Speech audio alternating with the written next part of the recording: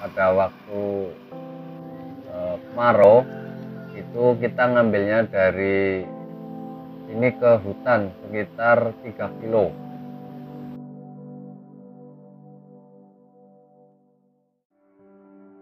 Bismillahirrahmanirrahim. Nama saya Mubarok, SPDI. Saya selaku Kepala TPQ di TPQ Baqiyatus Sholihat.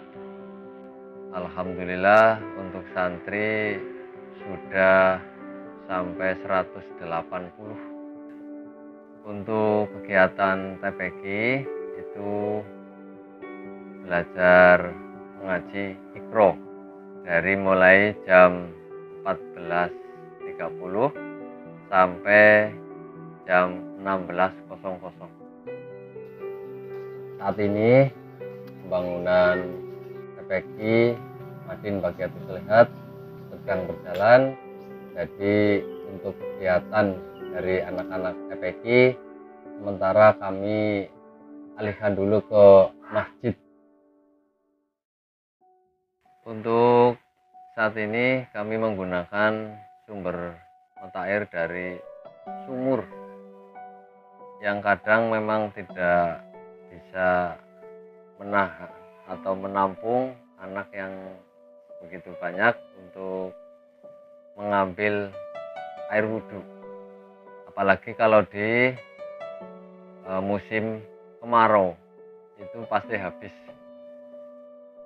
Kadang kami bisa sampai ke hutan larinya atau mengambil airnya karena yang ada sumber mata airnya itu di hutan.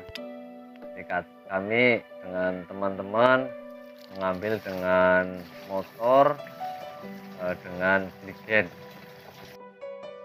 Selain itu ada lagi, Pak? Ya paling kita menumpang ke tetangga bagi yang punya sumber mata air yang cukup. Kalau tidak ya terpaksa kami beli seharga sekitar satu jerigennya itu 500. Itu kalau sehari bisa habis berapa jerigen? Kalau satu hari kalau dihitung untuk ambil air wudhunya ya sekitar 30-an.